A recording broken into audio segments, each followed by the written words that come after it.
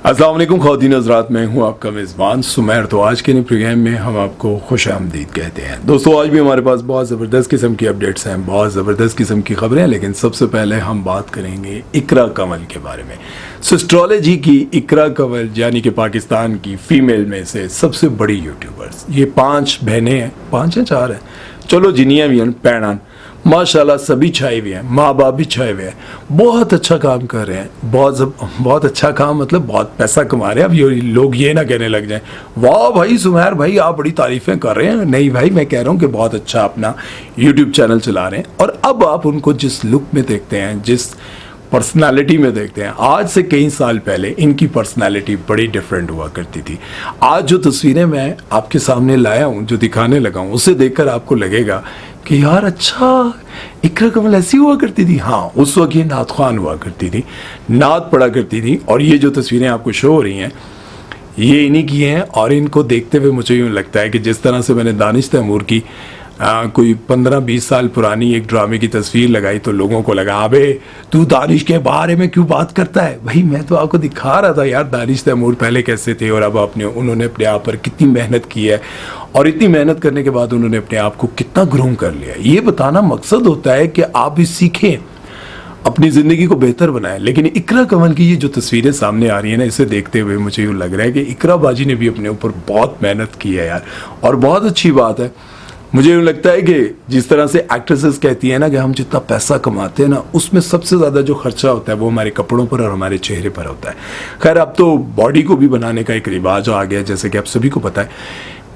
Body को transplant और ये वो सब कुछ एक आम रिवाज बनता जा रहा है। और इन्हीं चीज़ों को देखकर बहुत सारे लोग एहसास कमतरी का शिकार हो रहे हैं। जो आम घरों की लड़कियां हैं, वेरी वेरी सॉरी टू से जो मैं टॉपिक डिस्कस करने जा रहा हूँ, बहुत सारे मर्द इन्हीं सारी एक्ट्रेसेस को देख कर ना अपनी बीवी से ये एक्सपेक्ट करते हैं कि वो भी ऐसी क्यों नहीं दिखती। भाई ये बात जहन में रखें कि वो जिस तरह से अपने फेस को लिफ्ट कराती हैं, जिस तरह से अपना चेहरा, मतलब झुर्रियाँ पड़ने से पहले उनको वो इंजेक्ट करा के, क्या कहते हैं, बोटॉक्स वगैरह, फिर अपने लिप्स बनवाना, फिर अपने चेहरे को गोरा चिट्टा और ग्रेसफुल बनाना, वो पैसा लगाती है। इसी तरह से वो अपनी बॉडी को भी मेंटेन करने के लिए बहुत सारी सर्जरीज करवाती हैं, इंजेक्ट करवाती हैं। इन सारी चीज़ों को लेकर जब आम घरों के मर्द उनको देख रहे होते हैं और उनको लगता है कि यार साड़ी बीवी इस तरह दी क्यों नहीं। यार वही घरेलू खातून है, वो ना जिम जाती हैं, वो सारा दिन आपके बच्चों को पालती हैं, आपके बच्चों को देखती हैं, उनकी खिदमत करती हैं, आपको खाना बना के देती हैं, आपके कपड़े धोती हैं, और उसके बाद शाम को जब सोने लगी होती हो तो तुझे फिर आ जाने हो कि मेरी यहाँ लत्तां दबाओ आहो। तो यार ये जो घरेलू लड़कियाँ होती है ना, इनसे आप ये एक्सपेक्ट नहीं कर सकते। हाँ, दूसरी बात ये है कि बीवी को कम से कम इतना ज़रूर ख्याल रखना चाहिए कि शोहर काम से आने लगा है तो उसको आप अच्छी दिखें, साफ सुथरी। ये नहीं बो मार रहे हो वो तुसी दूर बैठे भी ना, तुसी दंद साफ किते उमड़ ना तुसी कपड़े साफ पाए उमड़, ठीक है। इन चीज़ों का आप ख्याल रखें। लेकिन जब आप साफ भी नहीं होंगी, फिर अपने आप को आपने मेंटेन भी नहीं किया होगा, आधा घंटा 1 घंटा आपने एक्सरसाइज का भी नहीं निकाला होगा, तो फिर जाहिर है शोहर जब आपसे दूर होने लगता है, शोहर को सबसे बुरा लगता है कि जब आप साफ नहीं होती, आप साफ नहीं होंगी, वो आपसे दूर होंगे। फिर वो किसी एक्ट्रेस या एक्टर की तारीफ करेंगे तो आपको लगेगा हाँ ये तो है ही व्ला की, उनकी मतलब जो बातें होती हैं, लड़ाई झगड़े होते हैं। तो खैर, मैं ज़रा थोड़ा इधर उधर निकल गया था। बात यहाँ पर ये समझने की है मर्दों को भी कि भाई जब पैसा आता है तो औरतें अपने आप को खूबसूरत बनाती हैं। जिस तरह से एस्ट्रोलॉजी बहुत इकरा कंवल ने अपने आप को ग्रूम किया, बहुत प्यारी लगती हैं, ठीक है। आवाज़ उनकी मेरी तरह है, नहीं मतलब मेरी तरह से मुराद जिस तरह लोगों को मेरी थोड़ी आवाज़ अच्छी लगती है, इसी तरह से उनकी आवाज़ बहुत प्यारी है, वो गाती भी बहुत अच्छा है। और ये जो तस्वीरें मैं आपको दिखा रहा हूँ, ये मैं कोई एक्सपोज नहीं कर रहा हूँ, ये इंटरनेट पर चल रही हैं, बहुत ज़्यादा वायरल हुई हुई हैं। तो मैंने कहा यार मैं भी बताऊँ। और ये फ़ख्र से बताने की बात ये होती है कि लोग अपने आप को किस तरह से ग्रूम कर रहे होते हैं, अपनी कितनी केयर करते हैं पैसा आने के बाद। तो को पैसा आ जाए तुम हर वक्त यही सोचते रहने हो 70 हूँ 1 to 5 लै लवा भाई, इन पे भी पैसे लगाओ, अपने ऊपर भी लगाओ। बहरहाल इस बारे में अब आप लोगों की क्या राय है कमेंट सेक्शन में ज़रूर बताइएगा। चलते हैं नेक्स्ट खबर की तरफ, बात करते हैं सलमान खान के बारे में। हैं हैरान हो रहे हो भाई, सलमान खान के बारे में सोशल मीडिया पर जो मैं देख रहा हूँ, मुझे यकीन नहीं आ रहा कि आखिर ऐसा क्या हुआ कि पूरा सोशल मीडिया इंडिया का भरा पड़ा है सलमान खान के खिलाफ। जिस तरह से आपने एक फिल्म देखी होगी दबंग, ये वो फिल्म थी जिसने सलमान खान को कम बैक दिया था। एक बार फिर से सलमान खान वापस आए थे और वो बहुत ज़्यादा फिल्म हिट हुई थी। उसी फिल्म के डायरेक्टर अभिनव, वो कहते हैं भाई सलमान खान के बारे में उन्होंने बहुत सारी बातें की, बहुत बुराइयां की, बहुत कुछ किया, लेकिन एक जो इल्ज़ाम उन्होंने लगाया वो ये था कि सलमान खान हर वक्त ये क्या करते रहते हैं, ये क्या करते हैं। और आपको पता है कि ये बातें क्यों वो कर रहे थे? वो ये कह रहे थे कि कुछ तो है वो जो सूंघता है, कुछ तो है जो वो हर वक्त नशा करता है। आपको पता है कि जो हीरोइन और इस तरह की चीज़ें होती हैं, पाउडर होता है, ये कुछ लोग पीते हैं, कुछ लोग सूंघते हैं। बहुत सारी मूवीज़ में दिखाते हैं ना, वो नाक पे रख के से खींचते हैं, सिंगाड़ा मारते हैं इसको। वो जो ये नशेई हैं ना, अपनी वर्डिंग में इसे सिंगाड़ा कहते हैं। तो वो कहते हैं कि ये कुछ तो ऐसा कर रहे हैं ना कि लोगों की नज़र में ये बने हुए हैं बड़े अच्छे। अब ये सारी बातें जब सामने आई तो इसके पीछे की वजह क्या थी? इसके पीछे की वजह ये थी कि किसी सेट पर उन्होंने सलमान खान ने इनको बहुत ज़्यादा बेइज्जत किया था, इनकी बहुत ज़्यादा इंसल्ट की थी। और यही चीज़ें जब सामने आने लगी तो बिग बॉस का एक लड़का, जिसकी मैं ये तस्वीर वीडियो लगाऊंगा, आप देखिएगा, इसको सलमान खान ने कहा था कि तुझे कुत्ता नहीं बना दिया ना तो मेरा नाम नहीं। अब इनकी अक्सर रोड पर वीडियोस बन रही होती हैं, लोग इनसे पूछते हैं कि क्या कहेंगे। इन्होंने कहा कि मैं सलमान साहब को अभी भी वो बड़े रिस्पेक्ट से बात कर रहे थे। उनका कैरियर तबाह हो गया था सलमान खान की वजह से। सलमान खान की अच्छाई है कि वो चैरिटी बहुत करते हैं, जितना पैसा कमाते हैं उसका 10% रखते हैं और बाकी सारा बांट देते हैं। ये बकौल उनकी टीम के और सारे लोगों के। अच्छा, वो जो डायरेक्टर थे उनके बारे में मैं बताता हूँ, लेकिन पहले मैं ज़रा ये बता दूँ, इस लड़के को उन्होंने कहा तुझे कुत्ता नहीं बना दिया ना तो मेरा नाम बदल दीजिए। अब जाहिर है एक बंदा बिग बॉस में आया है, अगर वो हार कर भी निकलता ना तब भी उसका कैरियर बन जाता, कहीं ना कहीं उसको काम मिलने लग जाता। उसने माफिया मांगी, सब कुछ किया, लेकिन सलमान खान ने उसको कुत्ता बना दिया। मतलब उसको कहीं दोबारा काम नहीं मिला। जिस तरह से विवेक ओबराय को उनकी ऐश्वर्या राय के साथ थोड़ी दोस्ती थी, गपशप थी, तो सलमान खान को पता चला तो सलमान खान ने रात के नशे में उनको गालियां दी, बहुत कुछ कहा। तो विवेक ओबराय को लगा कि मैं सुबह प्रेस कॉन्फ्रेंस करूंगा तो सलमान खान का कैरियर ख़त्म कर दूंगा, लेकिन ऐसा नहीं हुआ। उस प्रेस कॉन्फ्रेंस के बाद विवेक ओबराय को बॉलीवुड में काम नहीं मिला। विवेक ओबराय बहुत साल तक बिल्कुल ज़ीरो रहे और आखिरकार उन्होंने साउथ इंडियन मूवीज़ में काम करना शुरू किया और उनका कैरियर दोबारा से, और बहुत सारी जगहों पर उन्होंने कानों को भी हाथ लगाया सलमान खान के सामने, उनसे माफ़ी भी मांगी। लेकिन सलमान खान के बारे में ये कहा जाता है कि इंडस्ट्री में इनके बगैर, इनकी इजाज़त के बगैर कोई स्टार नहीं बन सकता, कोई बंदा आगे नहीं आ सकता। और इसी का सबूत एक और अनुश्री दत्ता, क्या नाम है, तनुश्री दत्ता ने वीडियो बनाई और उन्होंने कहा कि जब मुझे काम मिला, ये तनुश्री दत्ता वो है जिसका गाना मशहूर हुआ था इमरान हाशमी के साथ, आशिक बनाया। बड़े सियाने तक क्या हंसी तुसी है। अच्छा, ये जो गाना था, इस गाने से, इस फिल्म से तनुश्री दत्ता रातों रात सुपरस्टार बन गई थी। अब वो कहती हैं कि जब मैं स्टार बन गई तो सलमान खान, ये सारे, इनको तो बहुत बुरा लगा भाई कि हमारे फार्म हाउसेस के चक्कर काटे बगैर, हमारे तलवे चाटे बगैर ये रातों रात स्टार कैसे बन गई, और ये अभी भी हमारे जो है ना वो तलवे नहीं चाटती। वो कहती हैं कि उनकी आत्मा जलने लग गई और उन्होंने कहा कि तू जलेगा और तू अब हमेशा जलेगा, तेरी आत्मा भी जलेगी, तू सारी जिंदगी चलेगा। इस तरह से बहुत सारे लोग सलमान खान के खिलाफ सामने आने लग गए।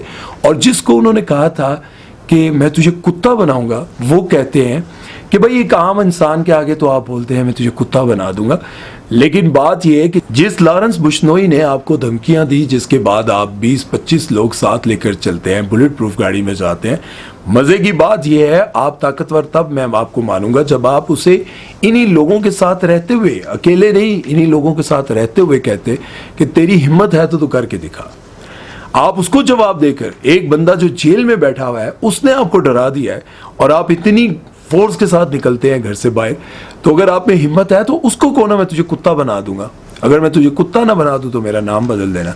तो बात यहाँ पर ये बात मुझे समझ में आती है। बाकी चीज़ें चले, लड़ाई झगड़े होते हैं तो एक दूसरे के खिलाफ बंदा बोलता है, लेकिन उस लड़के के साथ जो कुछ किया था ना, उसके बाद मैं ये समझता हूँ कि सलमान खान को ये जो जवाब उन्होंने दिया है ना, बहुत परफेक्ट दिया है। कि भाई आप लोगों को याद होगा उस वक्त तो हमारे यहाँ भी ये स्टार प्लस और ये सब कुछ चल रहा होता था और हम भी देखते थे, तो उस वक्त सलमान खान ने कहा था कि तुझे कुत्ता ना बना दिया तो मेरा नाम बदल देना, तो अब वो कहते हैं कि उसको भी, लारस बिश्नोई को भी आप ये धमकी दें, मैं तब मानूँ आपको।